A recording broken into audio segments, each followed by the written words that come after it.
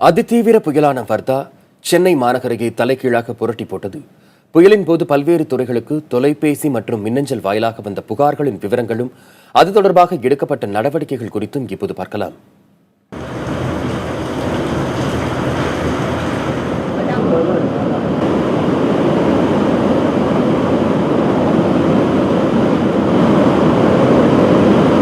சென்னை துறைமுகம் அருகே வர்தா புயல் கரையை கடந்த போது மணிக்கு 100 கிலோமீட்டர் வேகத்தில் பலத்த சத்தத்துடன் சூறைக்காற்று வீசியது.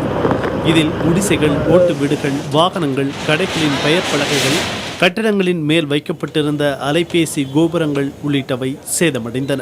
சாலைகளில் மரங்கள் வேரோடு சாய்ந்ததால் போக்குவரத்து கடுமையாக பாதிக்கப்பட்டது. முன்னெச்சரிக்கை நடவடிக்கையாக தயார் நிலையில் இருந்த தீயணைப்புத்துறை, காவல்துறை, சுகாதாரத்துறை, மின்சாரத்துறை, வருவாய்த்துறை மற்றும் மாநகராட்சி ஊழியர்கள் பாதிப்புகளை சரி செய்யும் பணியில் ஈடுபட்டனர்.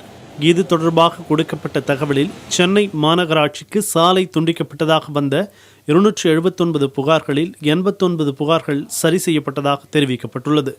மரங்கள் சாய்ந்து விழுந்ததாக 3384 புகார்கள் வந்ததாகவும் அதில் 696 புகார்கள் உடனடியாக சரி செய்யப்பட்டு மற்ற புகார்கள் தொடர்பாக நடவடிக்கை எடுக்கப்பட்டு வருவதாகவும் கூறப்பட்டுள்ளது.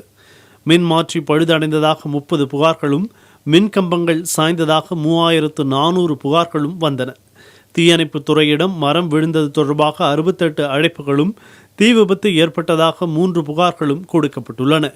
காவல்துறைக்கு புயல் தொடர்பாக 1594 அழைப்புகளும் மின் கம்பங்கள் சாய்ந்ததாக 874 புகார்களும் வந்துள்ளன.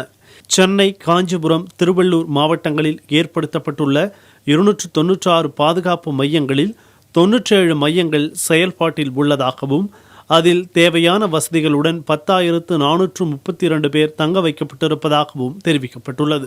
பெறப்பட்ட புகார்கள் மீது தொடர் நடவடிக்கைகள் எடுக்கப்பட்டு வருவதாக சம்பந்தப்பட்ட துறை அதிகாரிகளின் தரப்பில் தெரிவிக்கப்பட்டுள்ளது.